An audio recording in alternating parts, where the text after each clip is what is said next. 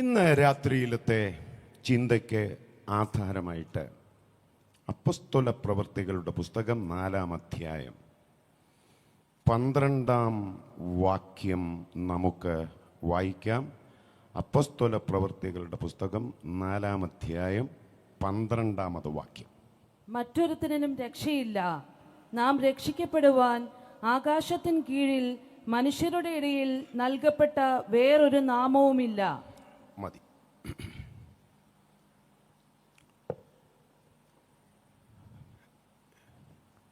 വളരെ പ്രാർത്ഥനയോടെ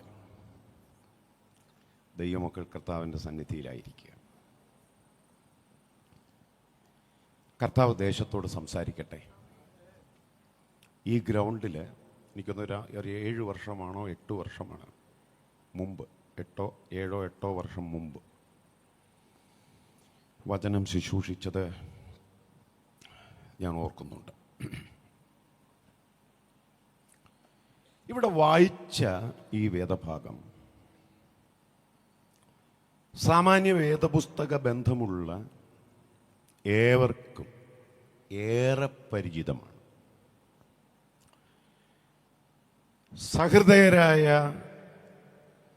എൻ്റെ നാട്ടുകാർക്കും കൂടെ കേൾക്കാൻ ഉച്ചഭാഷണിയുടെ ക്രമീകരണം ചെയ്തിരിക്കുന്നതിനാൽ നിങ്ങളുടെ കൂടെ ശ്രദ്ധ സാദരം ക്ഷണിച്ചുകൊണ്ട്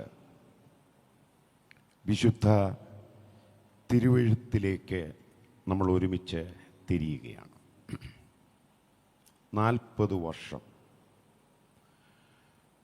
മുടന്തനായിരുന്ന ഒരു മനുഷ്യൻ യേശുക്രിസ്തുവിൻ്റെ നാമത്തിൽ സൗഖ്യമായി. പള്ളിയിൽ കയറി ആ മനുഷ്യൻ തുള്ളി. സംഘാടകർ പറഞ്ഞിട്ട് തുള്ളിയതല്ല.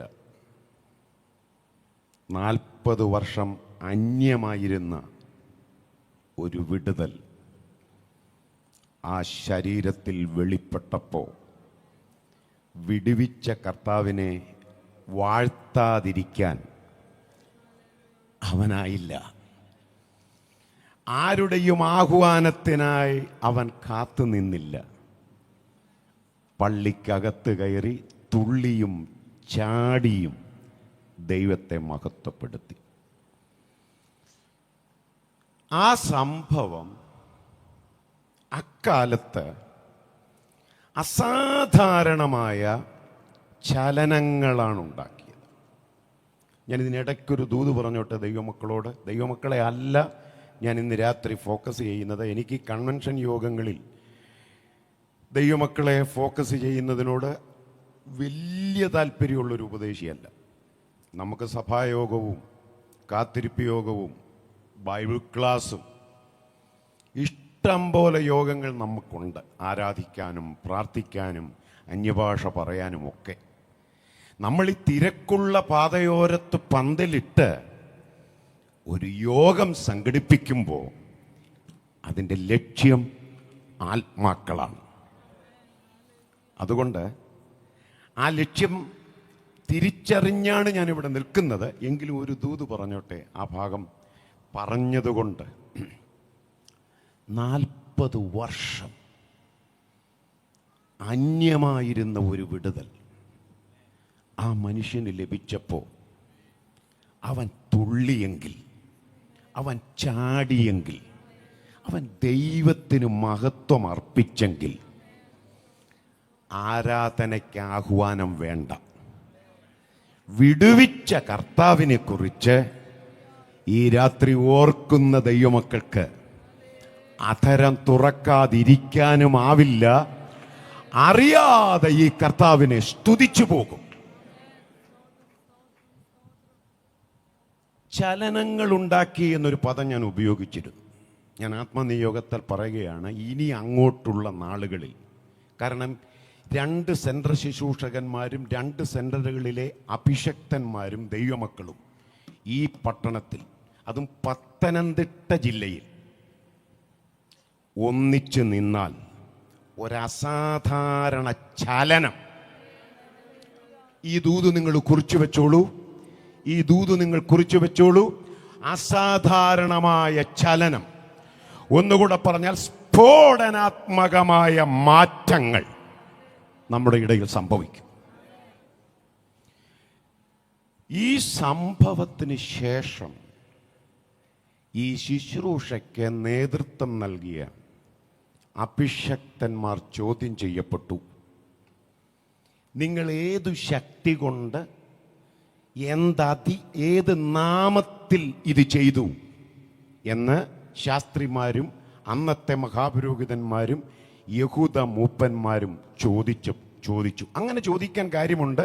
ഏത് ശക്തി കൊണ്ട് ഏത് നാമത്തിൽ ചെയ്തു എന്ന് ചോദിക്കാൻ കാര്യമുണ്ട്. കാരണം യഹൂദ പശ്ചാത്തലം നമ്മൾ പഴയ നിയമം മുതൽ പഠിക്കുമ്പോൾ വെളിച്ചപ്പാടുകൊണ്ടോ മന്ത്രവാദം കൊണ്ടോ സംഭവിക്കുന്ന അത്ഭുതങ്ങളെക്കുറിച്ച് യഹൂദന്മാർ അറിവുള്ളവരാണ്. ലേവ്യ പുസ്തകം 20-27 വായിക്കുമ്പോൾ അവരുടെ ഇടയിൽ വെളിച്ചപ്പാട് തുള്ളി കാര്യങ്ങൾ പറയുന്നവരുണ്ടായിരുന്നു, മന്ത്രവാദികളുണ്ടായിരുന്നു. അപ്പം മന്ത്രവാദികൾ ചിലത് ചെയ്യുന്നത് അവർ കേട്ടിട്ടുണ്ടാവും, കണ്ടിട്ടുമുണ്ടാവും.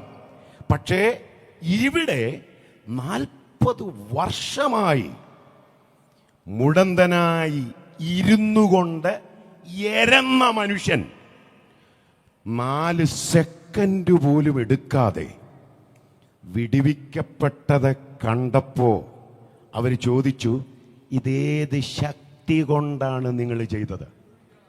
ഞങ്ങളുടെ അറിവിലുള്ള മന്ത്രവാദമാണോ ഇതിൻ്റെ പിൻപിൽ? ഞങ്ങളുടെ അറിവിലുള്ള വെളിച്ചപ്പാടാണോ ഇതിൻ്റെ പിൻപിൽ? അതാണ് ആ ചോദ്യത്തിൻ്റെ അർത്ഥം.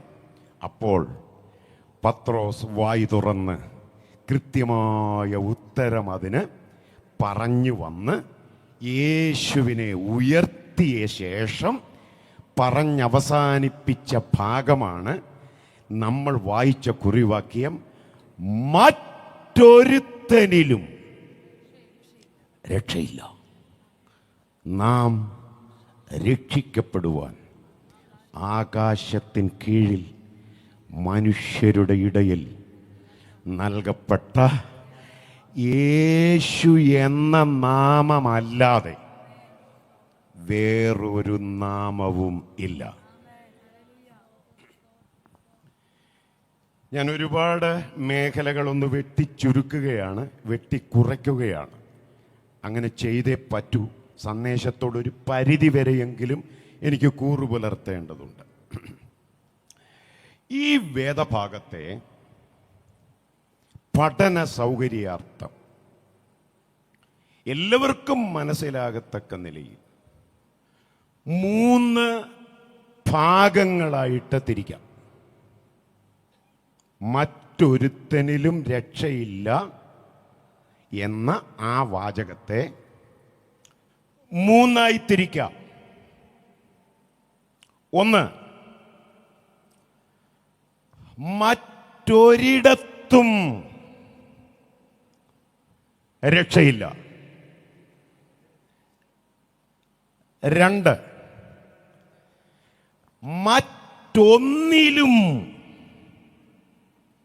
രക്ഷയില്ല. 3, മറ്റൊരുത്തനിലും രക്ഷയില്ല. വിശുദ്ധ തിരുവെഴുത്തിന്റെ വെളിച്ചത്തിൽ ഈ 3 വിഭജനമാണ് ഈ വാക്യത്തിന് പ്രധാനമായി ഉള്ളത്. ഞാൻ ഒന്നുകൂടെ പറയുന്നു. മറ്റൊരിടത്തും രക്ഷയില്ല. പത്തനംതിട്ട ജില്ല പോലെയുള്ള ഈ ജില്ലയിൽ കേരളത്തിലെ 14 ജില്ലകളെയും ജില്ലകളുടെ ആധ്യാത്മിക ചരിത്രത്തെയും ഒരു പരിധിവരെ അന്വേഷിച്ചറിഞ്ഞ ഒരു സാധാരണ ഉപദേശി എന്നുള്ള നിലയിൽ ഞാൻ ആ വാചകത്തിനൊരു മുഖവര പറയുന്നു. മറ്റൊരിടത്തും രക്ഷയില്ല എന്ന് പറഞ്ഞാൽ പവിത്രമെന്നോ പരിപാവനമെന്നോ വിളിച്ചും വിശേഷിപ്പിച്ചും വരുന്ന ചില പ്രത്യേക സ്ഥലത്തെ കേന്ദ്രീകരിച്ച് രക്ഷയുണ്ടെന്നും വിടുതലുണ്ടെന്നും നമ്മുടെ കേരളത്തിൽ പ്രബലപ്പെട്ട് നിൽക്കുന്ന ഒരു ചിന്തയാണ്. അതുകൊണ്ട് തന്നെ വിടുതൽ നൽകുന്ന, ശാന്തി നൽകുന്ന, പാപമോചനം നൽകുമെന്ന് പ്രതീക്ഷിക്കുന്ന, പരിപാവനമെന്ന് വിളിക്കുന്ന, വിശേഷിപ്പിക്കുന്ന അങ്ങനെയുള്ള സ്ഥലങ്ങൾ ആത്മാക്കൾ സന്ദർശിക്കുന്നു. അത് സംവത്സരങ്ങളായി, പതിറ്റാണ്ടുകളായി തുടരുന്നു. അതുകൊണ്ട് തന്നെ വായിച്ച വാക്യത്തിലെ ഒന്നാം ഭാഗം തിരുവചന വെളിച്ചത്തിൽ ഇവിടെ നിങ്ങളുമായി പങ്കുവെക്കാൻ ഞാൻ ആഗ്രഹിക്കുക. ഞാൻ ഈ ഇടയ്ക്കിടയ്ക്ക് സ്തുതിപ്പിക്കുന്ന ഉപദേശിയല്ല. അതിൻ്റെ ഒരു ചെറിയ ബുദ്ധിമുട്ട് ആളുകൾക്കുണ്ടോ എന്നൊരു സംശയമുണ്ട്. കാരണം കൈയൊക്കെ റെഡിയാക്കി വെച്ചിരിക്കുകയാണെന്ന് എനിക്ക് മനസ്സിലായി, ഇരിപ്പ് കണ്ടപ്പം കൈ പൊക്കാൻ വേണ്ടി. അങ്ങനെയുള്ള ഒരു ഉപദ്രവവും ഞാൻ ചെയ്യില്ല. അതിൻ്റെ കാരണം എന്നാന്ന് ചോദിച്ചാൽ, ഞാൻ മനസ്സിലാക്കിയിടത്തോളം എൻ്റെ സന്ദേശത്തിൻ്റെ പ്രതികരണം ഞാൻ ചോദിച്ചു മേടിക്കുന്നത് എൻ്റെ പാപ്പരത്വമാണെന്ന് വിശ്വസിക്കുന്നയാളാണ് ഞാൻ. ഹല്ലേലൂയ. സ്വമേധായാഗമെന്നും സ്വമേധാ ദാനമെന്നുമല്ലേ ആരാധനയെ വിളിക്കുന്നത്? അതിന് ഞാൻ മുഴത്തിനു പറയിപ്പിക്കണം. ഇതൊക്കെ എവിടുന്ന് വന്നു കയറിയ സിസ്റ്റമാണെന്ന് എനിക്കറിയത്തില്ല. ഞാൻ ഇടയ്ക്കൊന്ന് പറഞ്ഞെന്നുള്ളതേ ഉള്ളൂ. ചിലർ ഉറങ്ങാൻ വരെയുള്ള സാധ്യതയുണ്ട്. ഞാൻ പറഞ്ഞല്ലോ, പുറത്തേക്ക് മൈക്ക് വെച്ചിരിക്കുന്നതിൻ്റെ ലക്ഷ്യം കണ്ണൂർ ജില്ലയിൽ ജനിച്ചു വളർന്ന ഒരു ഉപദേശി എന്നുള്ള നിലയിൽ എനിക്ക് ആവേശത്തോടും ധൈര്യത്തോടും തൻ്റെ ഇടത്തോടും കൂടെ ഇന്ന് രാത്രി എൻ്റെ കർത്താവിനെ ഇവിടെ ഉയർത്താൻ ആഗ്രഹമുണ്ട്. നമ്മൾ ഒന്നിച്ചാണ് ആ ശുശ്രൂഷ ചെയ്യുന്നത്. അപ്പൊ ഞാൻ പറയുന്നു, നിങ്ങൾ ശ്രദ്ധിക്കുക, മറ്റൊരിടത്തും എന്ന് പറഞ്ഞാൽ പ്രത്യേകം മാറ്റിവെച്ചിരിക്കുന്ന ആ സ്ഥലത്തിന് എന്തോ മഹത്വമുണ്ടെന്ന് കരുതുന്ന ചിന്ത പ്രബലപ്പെട്ടു നിൽക്കുന്ന ഭാരതത്തിൽ, കേരളത്തിൽ, നമ്മുടെ ജില്ലയിൽ ഈ സന്ദേശത്തിന്റെ പ്രസക്തി വളരെയേറെയാണ്. ഞാൻ ആത്മാവിൽ പറയാം, ഈ വാള്, ഈ വചനത്തിന്റെ വാള് ഇന്ന് രാത്രി തിരിഞ്ഞും മറിഞ്ഞും ഈ ദേശത്ത് വെട്ടും. ഹല്ലേലൂയ. നമുക്ക് ആ 3 ചിന്തകൾ എല്ലാം പറയാൻ എനിക്ക് കഴിയില്ല എന്ന് തന്നെയാണ് എൻ്റെ ചിന്ത. ആ 3 ചിന്തകൾ ഒന്നുകൂടെ നിങ്ങളുടെ മനസ്സിലൊന്ന് വരേണ്ടതിനെ ഞാൻ ഒന്നുകൂടെ ആവർത്തിക്കട്ടെ. ആവർത്തന പ്രയോഗം ശ്രോതാക്കളിൽ വിരസത ഉണ്ടാക്കുമെന്നാണ് ഭാഷാശാസ്ത്രം. പക്ഷേ ഇതെങ്കിലും നിങ്ങളുടെ മനസ്സിൽ കിടക്കണം. അതുകൊണ്ട് ഒന്നുകൂടെ ആവർത്തിക്കുകയാണ്. 1, മറ്റൊരിടത്തും രക്ഷയില്ല. 2, മറ്റൊന്നിലും എന്ന് പറഞ്ഞാൽ ഏതെങ്കിലും വിശേഷപ്പെട്ട വസ്തുക്കൾ കേന്ദ്രീകരിച്ച്, ഒന്നുകൂടെ പറഞ്ഞാൽ വിശേഷപ്പെട്ട വസ്തുവകകൾ കേന്ദ്രീകരിച്ച് വിടുതലുണ്ട് എന്ന ചിന്ത നമ്മുടെ കേരളത്തിലുണ്ട്, നമ്മുടെ കേരളത്തിലെ ജില്ലകളിലുണ്ട്. അതുകൊണ്ട് ഞാൻ ഈ സന്ദേശം പരിശുദ്ധാത്മ നിയോഗത്താൽ ഒന്നുകൂടെ അത് ആവർത്തിച്ച് പറയുന്നത്. അതുകൊണ്ടാണ് ആ വിഭജനം. മറ്റൊന്നിലും രക്ഷയില്ല. 3-ാമത്തെ ചിന്ത, മറ്റൊരുത്തനിലും രക്ഷയില്ല. നമുക്ക് 1-ാം ഭാഗത്തേക്ക് വരാം. മറ്റൊരിടത്തും രക്ഷയില്ല.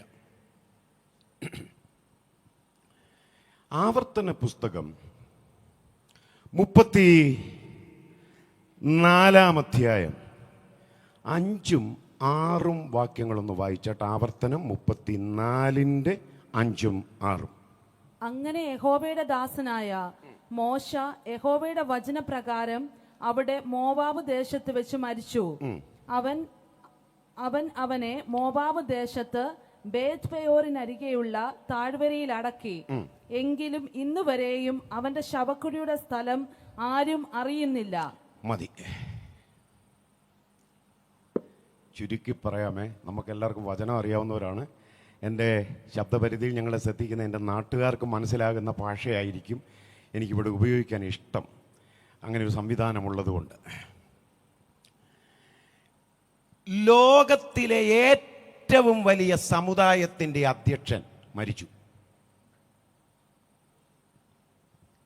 ഏതാണ്ട് 30 ലക്ഷത്തോളം വരുന്ന ഇടവകാംഗങ്ങളുള്ള സഭയുടെ അധ്യക്ഷൻ എന്ന് പറയുന്നത് കുറച്ച് കുറഞ്ഞു പോയെങ്കിൽ പരമാധ്യക്ഷൻ എന്ന് പറയാം. അങ്ങനെ വിളിച്ചാലും വിശേഷിപ്പിച്ചാലും അത് തെറ്റല്ല. കാരണം 30 ലക്ഷം വിശ്വാസികളാണ് ഈ അധ്യക്ഷന്റെ കീഴിലുള്ളത്, അല്ലേ, മോശയുടെ കീഴിലുള്ളത്. അപ്പൊ ലോകം കണ്ട ഏറ്റവും വലിയ സമുദായത്തിൻ്റെ സഭയുടെ അധ്യക്ഷൻ മരിച്ചു. അദ്ദേഹം മരിച്ചു എന്ന് പറയുന്നത് മാന്യതയ്ക്ക് ഒരല്പം ക്ഷതമുണ്ടാക്കുന്ന പ്രയോഗമാണെന്ന് എനിക്ക് തോന്നുന്നത് കൊണ്ട് അദ്ദേഹം കബറടങ്ങി എന്ന് പറയുന്നതായിരിക്കും ഏറ്റവും മാന്യത. ഞാൻ ഈ മോശയെ അങ്ങേയറ്റം മാനിച്ചുകൊണ്ട് പറയുകയാണ്. കാരണം ഇത്രയും വലിയ ഒരു സമുദായത്തിൻ്റെ അധ്യക്ഷൻ മരിച്ചാൽ മരിച്ചെന്നല്ലല്ലോ പറയുക, കബറടങ്ങി, അല്ലെങ്കിൽ കാലം ചെയ്തു. യെസ്, അതൊക്കെയായിരിക്കും ഏറ്റവും നല്ല പ്രയോഗം. മോശ കാലം ചെയ്തു, മോശ കബറടങ്ങി. ലോകം കണ്ട ആദ്യത്തെ ഏറ്റവും വലിയ സമുദായത്തിൻ്റെ പരമാധ്യക്ഷൻ കബറടങ്ങി. പക്ഷെ ഇവിടെ ഒരു പൗരൻ എന്നുള്ള നിലയിൽ നമ്മിലൊക്കെ ബുദ്ധിമുട്ടുണ്ടാക്കുന്ന ഒരു ചിന്തയാണ് നമ്മൾ വായിച്ച വാക്യത്തിൽ. യഹോവ അവനെ അടക്കി. ആ സ്ഥലം, മോശയെ അടക്കിയ സ്ഥലം, ദൈവത്തിനല്ലാതെ ആർക്കും അറിയില്ല. അതൊരു നീതി നിഷേധമല്ലേ എന്നുള്ളതാണ് എൻ്റെ ചിന്ത ആദ്യം പോയത്. കാരണം 40 വർഷം ഒരു സമുദായത്തിൻ്റെ പരമാധ്യക്ഷനായി സേവനമനുഷ്ഠിച്ച ഒരു മനുഷ്യൻ മരിച്ചപ്പോൾ അദ്ദേഹത്തിൻ്റെ ഭൗതിക ശരീരം കുടുംബാംഗങ്ങളെ പോലും കാണിക്കാതെ, സഭാംഗങ്ങളെ കാണിക്കാതെ ദൈവം മറവ് ചെയ്തു എന്ന് പറയുന്നത് ഒരു പൗരാവകാശ ലംഘനം പോലെയാണ് എനിക്ക് തോന്നിയിട്ടുള്ളത്. നിങ്ങൾക്കും അങ്ങനെയല്ലേ തോന്നുക? ദൈവം ചെയ്ത ആ പ്രവൃത്തി ശരിയാണെന്ന് ആരാ പറയുക? ആരാണ് ആ ദൈവപ്രവൃത്തിയെ സ്വാഗതം ചെയ്യുക? കുറഞ്ഞ പക്ഷം മോശയുടെ കുടുംബാംഗങ്ങൾക്കെങ്കിലും ആ ഭൗതിക ശരീരം കാണാൻ അനുവാദം കൊടുക്കണ്ടേ? ദൈവം അനുവദിച്ചില്ല. ചരിത്രത്തിൽ ഇന്നും മോശയെ അടക്കിയ സ്ഥലം ദൈവം തമ്പുരാൻ അല്ലാതെ ആർക്കും അറിയില്ല. എന്തുകൊണ്ടാണ് ലോകം കണ്ട ആദ്യത്തെ ഏറ്റവും വലിയ ആധ്യാത്മിക നേതാവിൻ്റെ ഭൗതിക ശരീരം ആരെയും കാണിക്കാതെ, ആരും കാണാൻ അനുവദിക്കാതെ ദൈവം തന്നെ അടക്കി. ആ ചോദ്യം ചെറുതല്ല. ആ ചോദ്യം ഗൗരവമുള്ള ചോദ്യമാണ്. ഞാൻ ഇതിനിടയ്ക്ക് ഒരു ചിന്ത പറഞ്ഞോട്ടെ അഭിഷക്തന്മാരോട്. ഒരു പുരുഷായുസ്, ദൈവം അനുവദിച്ച ആയുസ്, മരുഭൂമിയിൽ ഇസ്രായേൽ സഭയ്ക്ക് വേണ്ടി ഓടി നടന്ന് അധ്വാനിച്ച ആ മനുഷ്യനെ എതിർത്തവരുണ്ട് സഭയിൽ, ഇല്ലേ? സ്വന്തം സഹോദരൻ ഉൾപ്പെടെ, പ്രവാചകിയായ സഹോദരി ഉൾപ്പെടെ, അങ്ങനെ മറ്റു പലരും മോശയുടെ നേതൃത്വത്തെ അംഗീകരിക്കാത്തവരായിരുന്നു. കുടുംബാംഗങ്ങളിൽ തന്നെ ചിലർ. ആ മനുഷ്യൻ അസ്വസ്ഥനായിട്ടുണ്ട് ഇടയ്ക്ക്. ഒരിക്കൽ ദൈവം തമ്പുരാനോട് ചോദിച്ചില്ലേ, ഞാൻ ഇവരെയൊക്കെ പ്രസവിച്ചോന്ന്? താങ്ങാനാവാത്ത ഹൃദയവേദന കൊണ്ട് മോശ ദൈവത്തോട് ചോദിച്ചു പോയതാ. അപ്പൊ മോശയുടെ 40 വർഷത്തെ ശുശ്രൂഷ കാലം അത്ര സുഖകരമൊന്നുമായിരുന്നില്ല. എതിർപ്പുകൾ ഉണ്ടായിരുന്നു. സ്വന്തം കുടുംബത്തിൽ നിന്ന് പോലും, സഭയിൽ നിന്ന് പോലും ചിലർ എതിരാളികളായി നിന്നിട്ടുണ്ട്. എന്നാൽ കണ്ടോ, ആദരിക്കാനോ അംഗീകരിക്കാനോ ഒരു മൊമെന്റോ നൽകാനോ അന്നാരും തയ്യാറാകാതിരിക്കവേ ആ മനുഷ്യന്റെ ഭൗതിക ശരീരം എന്റെ ദൈവം സംസ്കരിച്ചു എന്ന് പറയുമ്പോ അതിനകത്തെ ദൂതുവല്ലോ മനസ്സിലാകുന്നുണ്ടോ? ആദരിക്കാതെ അകറ്റി നിർത്തുന്നവരുടെ മുൻപിൽ, മാനിക്കാതെ നിന്ദിക്കുന്നവരുടെ മുൻപിൽ, ചേർത്ത് പിടിക്കാതെ ഒറ്റപ്പെടുത്തുന്നവരുടെ മുൻപിൽ നിന്നെ അപമാനത്തിന് വിട്ടുകൊടുക്കുന്നവനല്ല ദൈവം. അവൻ ആദരിക്കുന്ന ദൈവമാണ്. അവൻ ചേർത്ത് പിടിക്കുന്ന ദൈവമാണ്. എത്ര മനോഹരമാണ് ആ ചിന്ത. ഞാൻ അഭിഷക്തന്മാരോട് പറയുക, നമ്മൾ അർഹിക്കുന്ന അംഗീകാരം ഈ ഉലകത്തിൽ ആരും നമുക്ക് തന്നെന്നിരിക്കില്ല. പക്ഷെ നമ്മെ വിളിച്ച ദൈവം, ഹല്ലേലൂയ, നമുക്ക് ഞാൻ ഇതിനിടയ്ക്ക് കട്ട് ചെയ്തുകൊണ്ട് പറയട്ടെ, ചില മരണങ്ങൾ കഴിയുമ്പോൾ ആളുകൾ ചോദിക്കുന്നൊരു ചോദ്യം, ആരാ അടക്കിയെന്ന് ചോദിക്കും. അത് നമ്മുടെ ഇടയിൽ പണ്ട് ആ ചോദ്യമില്ലായിരുന്നു, പക്ഷെ ഇപ്പോൾ ആ ചോദ്യമുണ്ട്. ആരാ അന്ന്? അതെന്ന് പറഞ്ഞാൽ അത് നമുക്ക് വലിയ വലിയ എന്താ പറയണ്ടേ, വലിയ ക്രെഡിറ്റ് ഉള്ളൊരു കാര്യം. അത് ആരാ അടക്കിയത്, അത് ഇന്നാര് വന്നാ അടക്കിയത്. ഞാൻ അതൊക്കെ കേൾക്കുമ്പോൾ എനിക്ക് തോന്നിയിട്ടുണ്ട്, പുള്ളി വന്നില്ലെങ്കിൽ ഈ പുള്ളി അടങ്ങുകയില്ലേ എന്ന്. അതിനെ ലോക്കൽ സഭയുടെ ശുശ്രൂഷകൻ അടക്കിയാൽ അടങ്ങുകയില്ലേ. അത്രയും പറഞ്ഞ് തൽക്കാലം വിടുന്നു. ഇത് നമ്മളോട് മാത്രം പറയാനുള്ള യോഗം അല്ലാത്തത് കൊണ്ട് അതിന് മേളിലോട്ട് ഞാൻ പോകുന്നില്ല. എന്നിട്ടിരിക്കുകയാണ് ലോക്കൽ സഭയുടെ ശുശ്രൂഷകനും ഈ 2-3 ദിവസമായി ഉറക്കളച്ച വിശ്വാസികളും എല്ലാവരും ഇങ്ങനെ വെയിറ്റ് ചെയ്ത് കാത്തിരിക്കുക. എന്നാ വന്നില്ല, കോഴഞ്ചേരി വരെ എത്തിയിട്ടുണ്ട്. ആരാ? അടക്കുന്നവൻ. അത്രയും പറഞ്ഞ് ഞാൻ തൽക്കാലം വിടുകയാണ്. അടങ്ങിക്കിടന്നാൽ മതി, ആരെങ്കിലും അടക്കട്ടെ.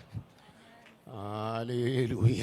പക്ഷെ ഇതൊക്കെ നമ്മുടെ ഇടയിലുള്ള വ്യാപാരങ്ങൾ ഒന്ന് തൊട്ടു പോയില്ലെങ്കിൽ പിന്നെ അതിനൊരു സുഖമില്ലല്ലോ എന്ന് പറഞ്ഞ് ഞാൻ ആ ഭാഗം വിടുന്നു. അപ്പം ഞാൻ പറഞ്ഞത്, മോശയ്ക്ക് കിട്ടിയ അംഗീകാരം ലോകത്തിൽ ആർക്ക് കിട്ടി? അതൊരു ദൂത. ഇന്ന് രാത്രി ഞാൻ ചില അഭിഷക്തന്മാരോട് പറയുകയാണ്, ആരും നൽകാത്ത അംഗീകാരം ദേശത്ത് നിനക്ക് നൽകി. നിന്റെ തല ഉയർത്താൻ നമ്മെ വിളിച്ച ദൈവത്തിന് കഴിയും. ഈ 2025 എന്നെ വിളിച്ച ദൈവം എന്റെ തല ഉയർത്തുമെന്ന് വിശ്വസിക്കുന്നവർ ഇതിനകത്തുണ്ടോ? എന്റെ തലമുറകളുടെ തല ഉയർത്തുമെന്ന് വിശ്വസിക്കുന്നവർ? ഹല്ലേലൂയ. എന്തുകൊണ്ടാണ് മോശയുടെ കബറിടം ആരും കാണാതെ ദൈവം മറവ് ചെയ്തത്? ആ ചോദ്യം ഏറെ ഗൗരവമുള്ളതാണെന്ന് ഞാൻ പറഞ്ഞു. ഓടിച്ചു പറയാം അതിൻ്റെ ഉത്തരം. പരിശുദ്ധാത്മാവ് എന്നെ പഠിപ്പിച്ച ഉത്തരം പറയാം. ഈ മോശ ഒരു 10-40 ദിവസത്തെ നോയമ്പാചരണത്തിൻ്റെ ഭാഗമായി സീനായി പർവ്വതത്തിലേക്ക് കയറി. നോയമ്പെന്നൊക്കെയുള്ള പ്രയോഗം എൻ്റെ നാട്ടുകാർക്ക് മനസ്സിലാകാൻ വേണ്ടി പറഞ്ഞത്, ദൈവമക്കളങ്ങ് ക്ഷമിക്കണം. അതാണല്ലോ ഭക്ഷണം വെടിഞ്ഞ് മോശ 40 ദിവസം, അല്ലാതെ ചപ്പാത്തി ഉണ്ടാക്കിക്കൊണ്ടല്ലല്ലോ പോയത്. അപ്പോൾ ആഹാരം വെടിഞ്ഞ് 40 നാൾ ദൈവത്തോടു കൂടെയായിരുന്നു. മോശ പോയപ്പോൾ ഇസ്രായേൽ മക്കൾ മോശയുടെ ജ്യേഷ്ഠനോട് പറയുന്നൊരു വാചകം നമ്മെ ഞെട്ടിക്കുന്നൊരു വാചകമാണ്. എന്താ? ഞങ്ങളുടെ മുമ്പിൽ നടക്കേണ്ടതിന് നീ ഒരു ദൈവത്തെ ഉണ്ടാക്കി തരണം. ഓ, ഇസ്രായേൽ സഭയുടെ ആവശ്യം കണ്ടോ? മോശ അവരുടെ മുമ്പിൽ നിന്ന് മാറി പർവ്വതത്തിലേക്ക് പോയപ്പോ മോശയുടെ സമുദായം മോശയുടെ ജ്യേഷ്ഠനോട് പറയുകയാണ്, ഞങ്ങളുടെ മുമ്പിൽ നടക്കാൻ നീ ഒരു ദൈവത്തെ ഉണ്ടാക്കി തരണം. എന്താണ് അതിൻ്റെ അർത്ഥം? ഇതിനോടകം മോശയെ ഇസ്രായേൽ മക്കൾ ദൈവമായി കണ്ടു തുടങ്ങി. ഇവിടെയാണ് മനുഷ്യ ദൈവങ്ങളുടെ ഉത്ഭവം. മോശയെ ദൈവമായി കാണാൻ ഇവർ ആരംഭിച്ചത് എന്തുകൊണ്ടാവാമെന്നുള്ള പഠനത്തിലേക്ക് പോയാൽ എല്ലാം പറയാൻ നേരമില്ലെങ്കിലും ചുരുക്കി പറയാം. ചെങ്കടലിന്റെ മുൻപിൽ മോശ ഒന്നും ഉച്ചരിച്ചില്ല. മോശയുടെ കയ്യിലുണ്ടായിരുന്ന വടി ചെങ്കടലിന് നേരെ നീട്ടി, വഴി തുറന്നു. ഇത് ദൈവവും മോശയും മാത്രം തമ്മിലുള്ള ഒരു ഇടപാടാണ്. ദൈവം മോശയോടാ പറഞ്ഞ, നിന്റെ കയ്യിലുള്ള വടി നീട്ടുക. മോശ വടി നീട്ടി, വഴി തുറന്നു. ഇനി മാറായിലെത്തിയപ്പോൾ വെള്ളം കയ്പുള്ളതായിരുന്നു. വൃക്ഷത്തിൻ്റെ കമ്പ് വെട്ടി വെള്ളത്തിലിട്ടു, വെള്ളം മധുരമുള്ളതായി. ഈ കുറഞ്ഞത് ഈ 2 ചിന്ത മാത്രം ഒന്ന് എടുത്തേ. ഈ ചിന്ത മാത്രം. ഇവരുടെ കണ്ണിൽ ഇതിനോടകം മോശയിൽ ഒരു ദിവ്യത്വവും, പറഞ്ഞ മോശ ഒരു ദിവ്യനാണ്, മോശ ഒരു സിദ്ധനാണ്, മോശ ഒരു ദൈവമാണ് കൊണ്ട് ഒരു കടലിൽ വഴി തുറക്കാൻ ഒരാൾക്ക് കഴിഞ്ഞാൽ അയാൾക്ക് പിന്നെ അനുയായികളല്ലേ ഉണ്ടാവൂ. അവരന്നേ അത്ഭുതത്തോടെ നോക്കുക. പിന്നെ കയ്പ് മാറ്റാൻ ഒരു കമ്പ് മതി. ഇവര് മനസ്സിൽ കരുതി, ഇവര് മനസ്സിൽ നിശ്ചയിച്ചു, ഹേ, അമ്രാമിന്റെയും യോക്കേബേദിന്റെയും ഒരു സാധാരണ മകനല്ല ഞങ്ങളുടെ പരമാധ്യക്ഷൻ. ഞങ്ങളുടെ പരമാധ്യക്ഷൻ സിദ്ധികളുള്ളയാളാണ്, വടികൊണ്ട് വഴി തുറക്കുന്നയാളാണ്, കമ്പുകൊണ്ട് കയ്പ് മാറ്റുന്നയാളാണ്. ഞാൻ ചോദിക്കട്ടെ, ഇങ്ങനെയുള്ള ചില സിദ്ധികൾ ഉള്ള കേന്ദ്രങ്ങൾ ഞാൻ പാർക്കുന്ന എറണാകുളത്താണ്. ഞങ്ങളുടെ അടുത്തുണ്ട്. ഭയങ്കര ജനത്തിരക്കാണ് അവിടെ, ഭയങ്കര ജനത്തിരക്കാണ്. ഏതാണ്ട് അതിൻ്റെ പിന്തുടർച്ചയായിട്ടാണ് വേദപുസ്തകത്തിലെ ഉപദേശ വിഷയങ്ങളെ കാറ്റിൽ പറത്തിക്കൊണ്ട് എന്തോ സിദ്ധികളുണ്ടെന്ന് വരുത്തി തീർത്ത് ജനത്തെ വശീകരിച്ച് വലച്ച് അവരിൽ നിന്ന് ആദായം അപഹരിച്ച് വാഴുന്ന ആത്മീക ആചാര്യന്മാർ ഇന്ന് കേരളത്തിൽ ഒരു വെല്ലുവിളിയാണ്. അപ്പൊ മോശയെ ഇതിനോടകം ജനം ദൈവമായി കണ്ടു തുടങ്ങി. അതുകൊണ്ടാണ് മോശ പോയപ്പോ ഈ അഹരോനോട് ഇസ്രായേൽ മക്കൾ പറഞ്ഞത്, ഞങ്ങളുടെ മുമ്പിൽ നടക്കേണ്ടതിന് ഒരു ദൈവത്തെ ഉണ്ടാക്കി തരണം. നിങ്ങൾ ഓർക്കണം, ഒന്നാമത്തെ കൽപ്പന ഈ സമയത്ത് ദൈവം തമ്പുരാൻ കൽപ്പലകയിൽ എഴുതിക്കൊണ്ടിരിക്കുക. ഞാനല്ലാതെ അന്യദൈവം നിങ്ങൾക്കുണ്ടാകരുത്. ഞാനല്ലാതെ അന്യദൈവം നിങ്ങൾക്കുണ്ടാകരുതെന്നുള്ള കൽപ്പന ദൈവം തമ്പുരാൻ തന്റെ കൈവിരലുകൾ കൊണ്ട് താൻ തന്നെ ചെത്തിയുണ്ടാക്കിയ കൽപ്പലകയിൽ എഴുതുമ്പോൾ അതിന്റെ നഗ്നമായ ലംഘനം താഴ്വരയിൽ നടക്കുകയാണ്. കണ്ടോ? അവിടെ തന്നെ വിഗ്രഹം സൃഷ്ടിക്കപ്പെട്ടല്ലോ, അല്ലേ? അഹരോന്റെ നേതൃത്വത്തിൽ. നോക്കൂ, അപ്പോ ജീവനുള്ള ദൈവത്തിൽ നിന്ന് ആളുകളുടെ ശ്രദ്ധ തിരിച്ച് ജീവനില്ലാത്ത ഊമവിഗ്രഹങ്ങളിലേക്ക് വലിച്ചിഴയ്ക്കുന്ന സാത്താന്യ വ്യാപാരം അന്നേ തുടങ്ങിയതാ. ദൈവം തമ്പുരാൻ, ഞാൻ ചിന്തിക്കുന്നത്, ദൈവം തമ്പുരാൻ അന്നേ തീരുമാനിച്ചു ഈ മോശയുടെ ഭൗതിക ശരീരം സഭക്കാരെ കാണിക്കത്തില്ല. കാരണം സഭക്കാര് കണ്ടാൽ, നിങ്ങൾ പറ, മോശയുടെ കബറിടം എന്ന് പറഞ്ഞാൽ ഒന്നുകൂടെ മനസ്സിലാകാൻ, നാട്ടുകാർക്ക് മനസ്സിലാകുന്ന ഭാഷയെ പറഞ്ഞാൽ, മോശ സമാധി അടങ്ങിയ സ്ഥലം. ഇനി അത് വെറും സമാധിയല്ല, അവരുടെ ദൈവമാണ് അവിടെ സമാധി അടങ്ങിയത്. മനസ്സിലാകുന്നുണ്ടോ? ഇസ്രായേലിന്റെ സ്വഭാവം പഠിച്ചു നോക്കി. ഒരു കുറച്ച് നേരത്തേക്ക് മാത്രം ഒരു സർപ്പത്തെ ഉണ്ടാക്കി, പിച്ചള സർപ്പത്തെ ഉണ്ടാക്കി കൊടിമരത്തെ തൂക്കി ഒരു താൽക്കാലിക രക്ഷാപദ്ധതി ക്രമീകരിച്ച ദൈവത്തെ നമ്മൾ കാണുന്നു സംഖ്യാപുസ്തകത്തിൽ. എന്നാൽ ആ സർപ്പത്തെ അവർ വിട്ടുകളയാതെ, ഉപേക്ഷിക്കാതെ, നെഹുഷ്ടാനെന്ന് പേരിട്ട് അതിനെ ആലയത്തിൽ വരെ കൊണ്ടുവന്ന് ഇരുത്തി എന്നുള്ളതിന് തെളിവുണ്ട്. അപ്പൊ ഇസ്രായേൽ മക്കളുടെ സ്വഭാവത്തിന് ഇതിൽ കൂടുതൽ തെളിവുണ്ടല്ലോ. അപ്പൊ അങ്ങനെയാണെങ്കിൽ ദൈവത്തിനറിയാം ഈ കല്ലറ സന്ദർശനത്തിന് ദൈവമക്കൾ ചിലർ പേടിച്ചായിരിക്കുന്ന എനിക്ക് തോന്നുന്നു.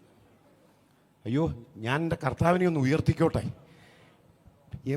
ഞാൻ ചോദിക്കട്ടെ, എനിക്ക് പിശാച് എത്ര വിദഗ്ധനെന്നറിയാവോ? നമ്മൾ ഈ സത്യം തെളിയിക്കാതെ, സത്യം തുറന്നു പറയാതെ, ജനത്തെ സ്തുതിപ്പിച്ചും ആരാധിച്ചും ഈ സുവിശേഷ യോഗം നടത്താൻ തുടങ്ങിയ പിന്നെ ഒരെണ്ണം പിടിപ്പിക്കപ്പെടുന്നില്ല. അതിന്റെ കാര്യം എന്നാ? പിശാചിന് പരിക്കില്ല, നമുക്കും പരിക്കില്ല. ഹല്ലേലൂയ. ഞാൻ ഇതിനിടയ്ക്ക് ഒരു ദൂത് പറയാൻ ഒരു നിയോഗം. ഇത് ഈ 2 വർഷത്തിന് മുൻപ് ദൈവത്തിൻ്റെ ആത്മാവിൻ്റെ ഹൃദയത്തിൽ പ്രകാശിപ്പിച്ചൊരു ചിന്ത ഞാൻ പറയാം. ഈ മാറായിലെ കയ്പ് മാറ്റിയതിനെ കുറിച്ച് ഞാൻ ചോദിക്കട്ടെ, ഈ കയ്പ് വെള്ളത്തിൻ്റെ അടുക്കലല്ലേ ആ വൃക്ഷം നിന്നത്? ആ വൃക്ഷം ഇത്രയും കാലം ആഗിരണം ചെയ്ത വെള്ളമേതാ? ഈ കയ്പുള്ള വെള്ളമല്ലേ? ഈ വെള്ളത്തിന് സമീപമാണല്ലോ വൃക്ഷം നിൽക്കുന്നത്. അങ്ങനെയാണെങ്കിൽ ഈ വൃക്ഷത്തിൻ്റെ വേരെ ആഗിരണം ചെയ്തത് ഈ കയ്പുള്ള വെള്ളമല്ലേ? അതിനകത്തെ ദൂത് ദൈവമക്കൾക്ക് മനസ്സിലായി കാണും. വചന വെളിപ്പാടുള്ളവർക്ക് കയ്പുള്ള വെള്ളമാണ് കുടിച്ചതെങ്കിലും ഇവർ കൊടുത്താലുണ്ടല്ലോ മധുരമുള്ളതേ കൊടുക്കും. ഇന്ന് രാത്രി യോഗത്തിലിരിക്കുന്ന ചിലരോട് ദൈവാത്മാവിൽ ഒരു ദൂത് ഞാൻ കൈമാറുകയാ. ജീവിതത്തിൽ കൈപ്പേറിയ അനുഭവങ്ങളിലൂടെ കടന്നു പോകുമ്പോഴും എഴുന്നേറ്റ് നിന്ന് മറ്റുള്ളവരുടെ അനുഗ്രഹത്തിന് വേണ്ടി മധുരമുള്ള സന്ദേശങ്ങൾ കൈമാറുന്ന ചിലരെ ആത്മാവിൽ കണ്ടുകൊണ്ട് ഞാൻ പറയുന്നു, അതെത്രയോ ശ്രേഷ്ഠമാണ്. നമുക്ക് തിരിച്ചു വരാം. ഈ ഭാഗങ്ങളിലൊക്കെ ഇതുപോലെ പറയാൻ കാര്യങ്ങളുണ്ടെങ്കിലും സമയം കൈവിട്ടു പോകുമല്ലോ. ശ്രദ്ധിച്ചേ. അപ്പൊ ദൈവം അന്നേ തീരുമാനിച്ചു ഈ കല്ലറ കാണിക്കില്ലെന്ന്. അപ്പോ സ്വാഭാവികമായി ഇത് തന്നെയാണ് സംഭവിക്കുന്നത്. ആ കല്ലറ സന്ദർശനത്തിന് പിച്ചള സർപ്പത്തിന്റെ പേര് മാറ്റിയിട്ട്, കാരണം അവർ നോക്കി രക്ഷപ്പെട്ടത് ആ രൂപത്തെയാണ്. അപ്പൊ അത് കളയാൻ പറ്റുമോ? അതുകൊണ്ട് തന്നെ രാജാക്കന്മാർ രാജ്യഭരണം നടത്തുന്ന കാലത്തും പള്ളിയുടെ മൂലയ്ക്ക് ഈ പുള്ളി ഇരിപ്പുണ്ട്. ഒരു തുണിയൊക്കെ പുതപ്പിച്ചിരുത്തിയൊക്കെ. പക്ഷേ കൃപയുള്ള ഒരു അഭിഷക്തൻ ഭരണമേറ്റെടുത്തപ്പോ അതിനെ പുറത്താക്കിയെന്ന ദൈവത്തിന്റെ വചനത്തിൽ. നമുക്ക് അവിടെ നിൽക്കാൻ നേരമില്ലാത്തതുകൊണ്ട് ഞാൻ പറയുന്നു, ചിലരൊക്കെ ചിലതെല്ലാം അനുവദിച്ചെന്ന് വരും. പക്ഷെ അടി കൊണ്ടാലും ഏറുകൊണ്ടാലും മരിക്കേണ്ടി വന്നാലും ശുദ്ധീകരണത്തിന്റെ ശുശ്രൂഷയ്ക്ക് ചുമല് കൊടുക്കുന്ന ചിലർ നമുക്ക് അനുഗ്രഹമാണ് ഏത് തലമുറയിലും. അപ്പൊ ഈ കല്ലറ സന്ദർശനത്തിന് ഒരു പ്രത്യേക സമയം നിശ്ചയിക്കും. പത്തനംതിട്ട ജില്ലയിൽ ഞാൻ ഈ പറയുന്ന ആശയം ആളുകൾക്ക് മനസ്സിലാവും. മോശ കബറടങ്ങിയ സ്ഥലം, സമാധിയായ സ്ഥലം നിശ്ചയിക്കപ്പെട്ട ദിവസത്തിൽ സന്ദർശിക്കും. എന്തിനാ? വഴി തുറക്കാൻ പോയി പ്രാർത്ഥിക്കും. എവിടെ? ഹല്ലേലൂയ. ഈ കല്ലറയ്ക്കൽ പോയി നിന്ന്, കാരണം അവരുടെ ദൈവമാ കിടക്കുന്ന അവിടെ. വടി കൊണ്ട് വഴി തുറന്ന ദൈവം. ഇത് ദൈവം മുൻകൂട്ടി കണ്ടു. വഴി തുറക്കാനും കയ്പ് മാറ്റാനും ഈ കല്ലറ സന്ദർശനം പിൽക്കാലത്ത് ഒരാചാരമായും ഒരനാചാരമായും അത് ദൈവകൽപ്പനയുടെ ലംഘനമായും സമൂഹത്തെ വലയ്ക്കുമെന്ന് മുൻകൂട്ടി കണ്ട ദൈവം മോശ കബറടങ്ങിയ സ്ഥലം ആരെയും ദൈവം കാണിച്ചില്ല. ഇപ്പം മനസ്സിലാകുന്നുണ്ടോ? അതുകൊണ്ടൊരു സുവിശേഷകൻ എന്നുള്ള നിലയിൽ എൻ്റെ പരമാവധി ശബ്ദമെടുത്ത് ഞാനൊന്ന് പറഞ്ഞോട്ടെ. ഏതെങ്കിലും മരിച്ചുപോയ സിദ്ധന്മാരുടെയോ അത്ഭുത വീരന്മാരുടെയോ ആചാര്യന്മാരുടെയോ കബറിടം കേന്ദ്രീകരിച്ചല്ല മനുഷ്യവർഗത്തിന്റെ വിടുതൽ. മൂന്നാം നാൾ റോമൻ മുദ്രയെ പൊട്ടിച്ച് കല്ലറയെ തുറന്ന് ഉയർത്തെഴുന്നേറ്റ യേശു ക്രിസ്തുവിലൂടെയാണ് ഈ രക്ഷ. ഹല്ലേലൂയ. അതുകൊണ്ട് ഞാൻ അഭിമാനത്തോടെ ഉറക്കെ പറയുന്നു, മറ്റൊരിടത്തും രക്ഷയില്ല. ആമേൻ. രണ്ടാമത്തെ ചിന്ത, മറ്റൊന്നിലും രക്ഷയില്ല. അത് വിശദീകരിക്കാതെ ഒറ്റ വാക്ക് പറയാം. ഈ രക്തസ്രവക്കാരി സ്ത്രീ സൗഖ്യമായത് എങ്ങനെയാണെന്ന് നമുക്ക് എല്ലാവർക്കും അറിയാം. അവൾ യേശുവേ എന്ന് വിളിച്ചിട്ടില്ല. ബൈബിളിൽ തെളിവില്ല. യേശുവേ എന്ന് വിളിച്ചിട്ടില്ല. അവിടെ വിശ്വാസം എന്തായിരുന്നു? യേശുവിൻ്റെ വസ്ത്രത്തിൻ്റെ തൊങ്ങൽ തൊട്ടാൽ അവിടെ ഉപയോഗിച്ചിരിക്കുന്ന വാചകം രക്ഷപ്പെടുമെന്ന. അപ്പോൾ അവളുടെ വിശ്വാസം എന്താണ്? യേശുവിൻ്റെ വസ്ത്രം തൊട്ടാൽ രക്ഷപ്പെടും. അവൾ തൊട്ടു, അവൾ രക്ഷപ്പെട്ടു.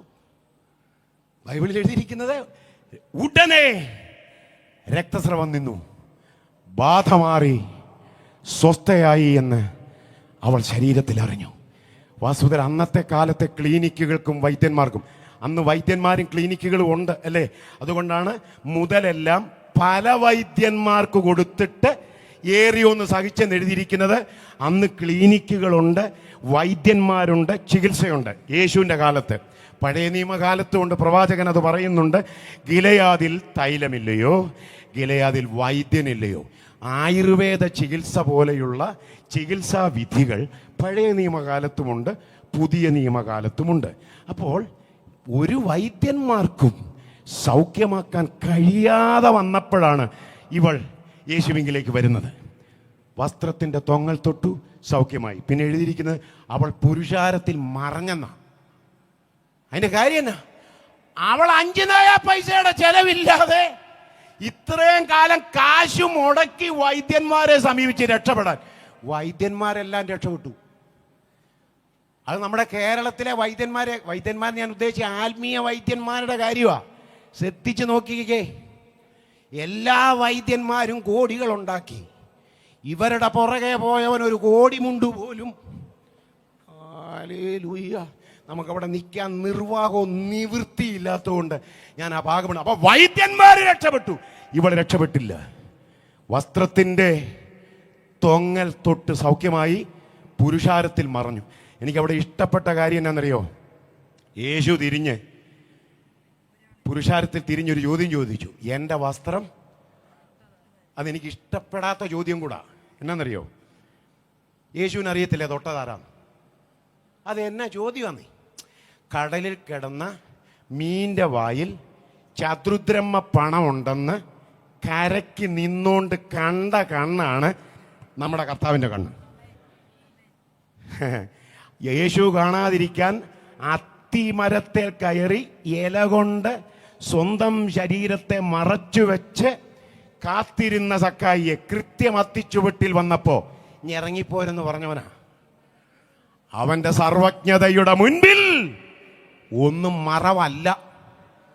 അങ്ങനെ ഇരിക്കെ വസ്ത്രം തൊട്ടതാരാണെന്നുള്ള ചോദ്യം അതത്ര സുഖമായി തോന്നില്ല. യേശുവിന് ചേരുന്ന ചോദ്യമല്ല എന്നുള്ളതാണ് എൻ്റെ വാദം.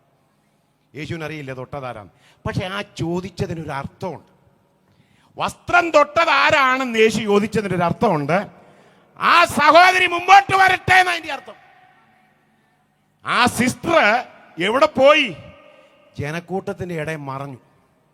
കാരണം യേശു അവളെ തിരക്കിയതിൻ്റെ കാരണം യേശുവിന് മനസ്സിലായി, ഇവൾ ആ പോക്ക് പോയാൽ എവിടുന്നെങ്കിലും ആരുടെയെങ്കിലും ഒരു തുണിയുടെ മൂല മുറിച്ചോണ്ട് അവൾ സ്വന്തം വീടിൻ്റെ സൈഡിൽ ഒരു ചെറിയ ചരിപ്പിറക്കി അവിടെ ഒരു കൂട്ടായ്മ തുടങ്ങും. എന്താ? അയ്യോ, ഇതൊന്നും അറിയത്തില്ലേ കേരളത്തിലെ സ്ഥിതി? ഞാൻ കൊണ്ടുപോകാൻ തിരുവനന്തപുരത്തും എറണാകുളത്തും ഒക്കെ. ഇനി നിങ്ങൾ ചിന്തിക്കണം, അത് യേശുവിൻ്റെ വെറും വസ്ത്രമല്ലല്ലോ. യേശുവിൻ്റെ വസ്ത്രത്തിനൊക്കെ എന്താ പേര്?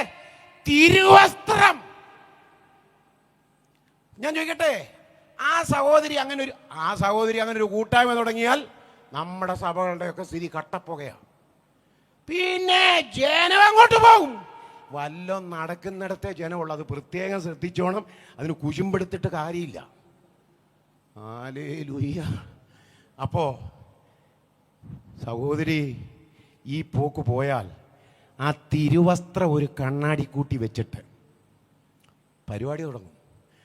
എന്തായിരിക്കും അവളുടെ സുവിശേഷം? ഈ സ്ത്രീയുടെ സുവിശേഷം തിരുവസ്ത്ര ദർശനത്തിലൂടെ, തിരുവസ്ത്ര സ്പർശനത്തിലൂടെ വിടുതൽ. ആഹാ.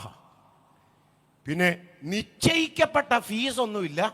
അവരവരുടെ മനസ്സിൽ തോന്നുന്നത് അവിടെ പാത്രം വെച്ചിട്ടുണ്ട്, അതിനകത്ത് ഇട്ടേച്ച് പോയാൽ മതി. അതിനകത്ത് ഇട്ടേച്ച് പോകുന്ന ഒരുപാട് പേര് എൻ്റെ അയലോക്കത്തുണ്ട്.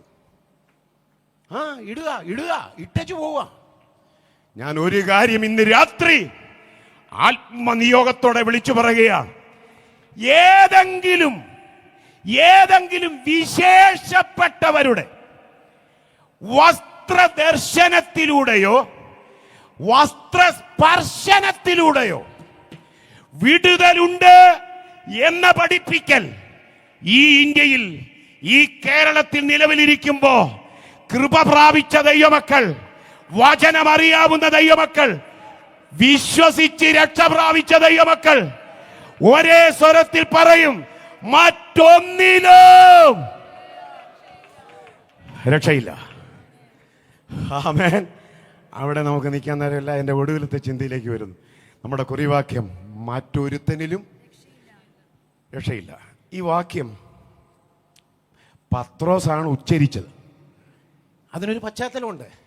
മറ്റൊരുത്തനിലും രക്ഷയില്ലെന്ന് പത്രോസ് പറയാൻ ആ 40കാരൻ്റെ സൗഖ്യം മാത്രമല്ല കാരണം. അതിനൊരു പിന്നാമ്പുറമുണ്ട്. പത്രോസും യാക്കോബും യോഹന്നാനും ഉയർന്ന മലയിൽ യേശുവിനോടൊപ്പം പ്രാർത്ഥിക്കാനായി പോയ രംഗം നമുക്കറിയാം. അവർ പ്രാർത്ഥിച്ചില്ല, അവർ ഉറങ്ങുമായിരുന്നു. അവർ ഉറങ്ങിയ സമയത്ത് അതിഥികളായ 2 ദൈവദാസന്മാർ വന്നില്ലേ? മോശയും ഏലിയാവും. ഇവർ 3 പേരും ഒന്നിനൊന്ന് മെച്ചവാ. മോശ വെള്ളത്തിൽ അത്ഭുതം ചെയ്തിട്ടുണ്ട്, ഏലിയാവും വെള്ളത്തിൽ അത്ഭുതം ചെയ്തിട്ടുണ്ട്, യേശുവും വെള്ളത്തിൽ അത്ഭുതം ചെയ്തിട്ടുണ്ട്. പത്രോസ് നോക്കിയപ്പോൾ സിദ്ധന്മാർ 3 പേരാ. എവിടാ? മലയിൽ. അപ്പം ഇരിക്കട്ടെ ഒരു 3 കുടിൽ. ഇനി ശ്രദ്ധിച്ച് കേൾക്കണേ, 3 കുടിലുണ്ടാക്കാമെന്ന് പത്രോസ് പറയുക. യോഗത്തിൻ്റെ സമയം മുഴുവൻ ഇരുന്ന് ഉറങ്ങിയേച്ച് പുള്ളി ഇപ്പോൾ ജീവകാരുണ്യ പ്രവർത്തനത്തിന് ഇറങ്ങിയേക്കുക. ഹല്ലേലൂയ. യോഗത്തിന് ഉറങ്ങുന്നവരുടെ പ്രത്യേക ശ്രദ്ധയ്ക്ക് നിങ്ങൾ ജീവകാരുണ്യം ചെയ്യണ്ട. അത്രയും പറഞ്ഞ് ഞാൻ ആ ഭാഗം പഠി. എന്തായാലും ഇനി ഒരു കാര്യം കേട്ടോ, അവർക്ക് 3 പേർക്കും ആണല്ലോ കുടിലുണ്ടാക്കാമെന്ന് പറഞ്ഞത്. ഞാൻ മരത്തണലിൽ വേണേലും കിടന്നോളാം, മോശ ഒരു വീട്ടിൽ താമസിക്കട്ടെ, ഏലിയാവും വീട്ടിൽ താമസിക്കട്ടെ, യേശുവും ഒരു വീട്ടിൽ താമസിക്കട്ടെ. കുടിലുണ്ടാക്കി കൊടുക്കാമെന്ന് തീരുമാനിക്കുമ്പോൾ ദേ ആരാ ഇടപെട്ടത്? സ്വർഗത്തിലെ ദൈവം. ഞാൻ പറയും എൻ്റെ ഭാഷയെ പറഞ്ഞ സ്വർഗത്തിലെ ദൈവ ഇളകി എന്ന് ഞാൻ പറയും. എങ്ങനെ ഇളകാതിരിക്കും? സിംഹാസനത്തിൽ അവൻ എഴുന്നേറ്റു. എന്നാ സിദ്ധൻ എന്ന് വിളിച്ച് ദൈവമായി കണ്ടു കരുതി ഇസ്രായേൽ മക്കൾ മോശയിൽ ദിവ്യത്വവും ദൈവത്വവും കൽപ്പിച്ചു വരവേ, ആ മോശയുടെ കല്ലറ ആരും കാണാതെ ചരിത്രത്തിൽ മറച്ചു പിടിച്ച ദൈവത്തിന്റെ മുൻപിൽ ഇപ്പൊ ആ മോശയ്ക്ക് ഉയർന്ന മലയിൽ കുരിയാല പണിയുന്നു. ഹല്ലേലൂയ. വല്ല പിടിയും ദൈവം ഇടപെടാതിരിക്കുവോ? ഇവൻ എന്റെ പ്രിയപുത്രൻ. ഇവരല്ല, ഇവന് ചെവി കൊടുപ്പീൻ. പത്രോസിന്റെ വീട് പണി ദൈവം പൊളിച്ചു. എന്താ കാര്യം? അതിൻ്റെ അർത്ഥം മനസ്സിലാകുന്നുണ്ടോ? ഇനി സൗഖ്യത്തിനും വിടുതലിനും രക്ഷയ്ക്കും വേണ്ടി ആളുകൾ വന്നാൽ എവിടെ പോണം? ആ ഉയർന്ന മലയെ. പേടിയുണ്ട്. പത്തനംതിട്ട ജില്ലയിൽ ഇത് പറഞ്ഞാൽ പേടിക്കുമെന്ന് എനിക്കറിയാം, പക്ഷെ എനിക്കതില്ല. ഹല്ലേലൂയ. അയ്യോ, അങ്ങ് സമ്മതിച്ചായാലും ഒരു ദൈവപ്രവർത്തിക്ക് വേണ്ടി ദൈവമക്കളൊന്ന് പ്രാർത്ഥിച്ചോ. ദൈവം അടിത്തറ ഇളക്കാൻ പോവാ. ഞാൻ ഈ വചനത്തിനകത്താ നിൽക്കുന്നേ, നിങ്ങളതൊന്ന് ശ്രദ്ധിച്ചേ. ഞാൻ ചോദിക്കുന്നത്, രക്ഷ പ്രാപിക്കാൻ ആള് വന്നാൽ ആളുകൾ എവിടെ പോണം? യേശു ഇരിക്കുന്ന ആ ഉയർന്ന മലയിൽ പോണം. യേശു അവിടെ ഇരിക്കുകയല്ലേ, കുടിലിൽ. പിന്നെ യേശുവിൻ്റെ അടുത്ത് ചെല്ലുമ്പോൾ അവിടെ ഭയങ്കര ക്യൂ ആണെങ്കിൽ വേറെ 2 കൗണ്ടറും കൂടെ ഉണ്ട്. ഹല്ലേലൂയ. ഒന്ന് മോശയുടെ. ഇവർ 3 പേരും അത്ഭുതങ്ങൾ ചെയ്യുന്നവരാണല്ലോ. തമ്പുരാൻ വിടുവോ? അവൻ തൻ്റെ പ്രമാണത്തിൽ നിന്ന് മാറത്തില്ല. ആമേൻ. രക്ഷയ്ക്ക് ഒരൊറ്റ മാർഗമേ ദൈവത്തിൻ്റെ കാര്യപരിപാടിയിലുള്ളൂ.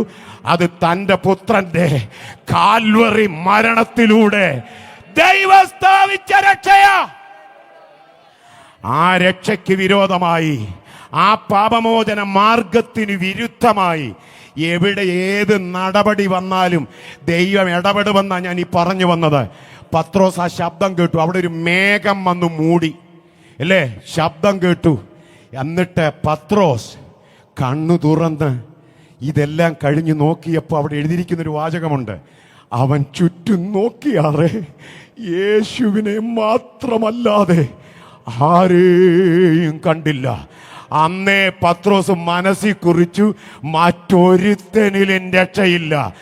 അത്ഭുതം ചെയ്ത മോശയിലോ അത്ഭുതം ചെയ്ത ഏലിയാവിലോ അല്ലോ രക്ഷ.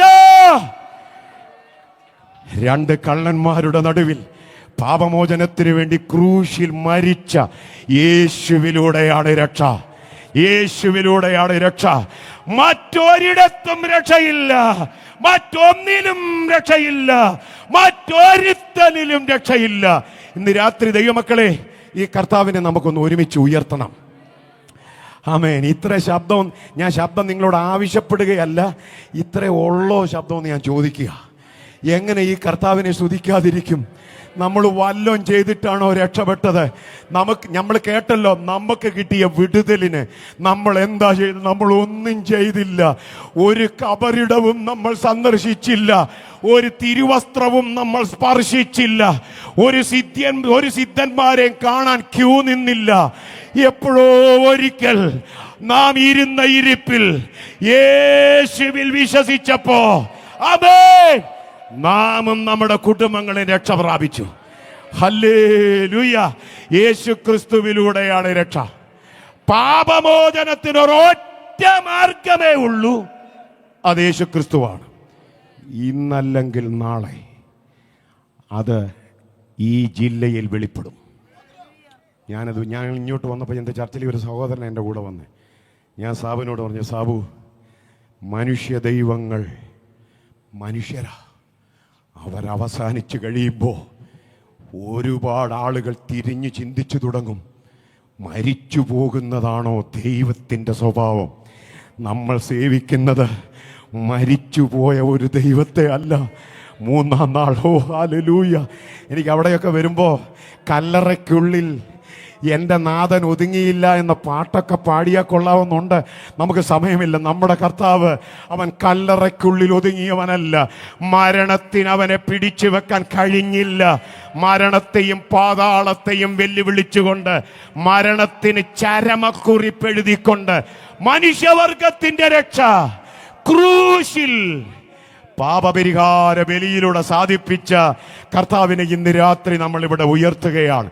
ഇതാണ് യഥാർത്ഥ രക്ഷാ മാർഗമെന്നിരിക്കെ സത്യമാർഗത്തിലേക്ക് ജനത്തെ വിടാതെ പ്രത്യേക സ്ഥലങ്ങൾ കേന്ദ്രീകരിച്ച് രക്ഷയുണ്ടെന്നും, പ്രത്യേക വസ്തു ദർശനത്തിലോ സ്പർശനത്തിലോ രക്ഷയുണ്ടെന്നും, പ്രത്യേക സിദ്ധിയുള്ളവരിലൂടെ വിടുതലുണ്ടെന്നും പഠിപ്പിക്കുന്ന കേരളത്തിൽ, ഭാരതത്തിൽ ഇന്ന് രാത്രി നാം ഈ കർത്താവിനെ ഉയർത്തിയിരിക്കുമ്പോൾ ഈ വചനം അതിൻ്റെ സ്വഭാവം കാണിക്കുമെന്നോ എൻ്റെ ഹൃദയം പറയുന്നത്. കാരണം ആരും കൈവെക്കാതെ തന്നെ ഈ വചനം അയച്ചാൽ വിടുതലാ. ഓ, പ്രാർത്ഥനയ്ക്കായി ദൈവമക്കൾ തലകൾ വണക്കിക്കാട്ട്. പ്രാർത്ഥനയ്ക്കായി ഒരു നിമിഷം തലകൾ വണക്കിക്കാട്ട്. കർത്താവേ, ഈ വചനം ഇന്ന് രാത്രി, ആമേൻ ആമേൻ ആമേൻ, ചില വിശേഷ സ്ഥലങ്ങളിൽ ശക്തിയുണ്ടെന്ന് ജനത്തെ വിശ്വസിപ്പിച്ച് പണം അപഹരിച്ച് ജനത്തെ വലയ്ക്കുന്ന ഈ ജില്ലയിലെ എല്ലാ അന്ധകാര വ്യാപാരങ്ങളുടെ മേലും ഹല്ലേലൂയ ക്രൂശിന്റെ ശക്തി വെളിപ്പെടേണ്ടതിന്, ആമേൻ, അത് വിശ്വസിക്കുന്ന ദൈവമക്കൾ ഒരുമിച്ച് പ്രാർത്ഥിച്ചാട്ടെ. ഒരുമിച്ച് പ്രാർത്ഥിച്ചാട്ടെ. യേശുവിന്റെ നാമത്തെ ഒരു നിമിഷം സെൻട്രൽ ശുശ്രൂഷകന്റെ അനുവാദത്തോടെ ഒരു നിമിഷം കൂടെ ദൈവദാസൻ എനിക്ക് തന്നിരിക്കുന്നു. നമുക്ക് ഈ കർത്താവിൻ്റെ നാമത്തെ, ഞാൻ പ്രസംഗിച്ചു, നമുക്ക് പാടി അവൻ്റെ നാമത്തെ ഒന്ന് ഉയർത്തണം. അമ്മേ, ഞാൻ എൻ്റെ അനുഭവം പറയാം. എൻ്റെ സഭയിലെ സഹോദരനായിരിക്കുന്നു. 8 വർഷം മുൻപ് വെറും 6-7 പേരെ കൊണ്ട് തുടങ്ങിയ ഒരു പുതിയ വേല ദൈവം ദർശനം തന്നിട്ട് തുടങ്ങിയതാ. ചോറ്റാനിക്കരയ്ക്കടുത്താണ് ഞാൻ ശുശ്രൂഷിക്കുന്നു.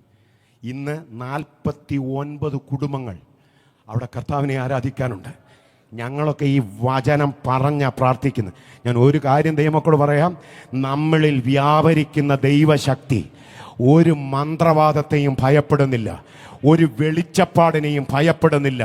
ദേശത്തെ അടക്കി വാഴുന്ന, പ്രത്യേക സ്ഥലങ്ങളിൽ കുടിയിരുന്ന് വാഴുന്ന പോരുകളെ ബന്ധിക്കാൻ കൃപ ലഭിച്ചവർ ഇതിനകത്തുണ്ടെങ്കിൽ, അധികാരം ലഭിച്ചവർ ഇതിനകത്തുണ്ടെങ്കിൽ, ഒരു നിമിഷം എഴുന്നേറ്റ് നിന്നാട്ട് നമ്മൾ ഒരുമിച്ച് ഈ കർത്താവിനെ ഒന്ന് ഉയർത്താൻ ആഗ്രഹിക്കുകയാണ്. ഒരു ചോദ്യം ഞാൻ ചോദിക്കുക, ഒരു ചോദ്യം.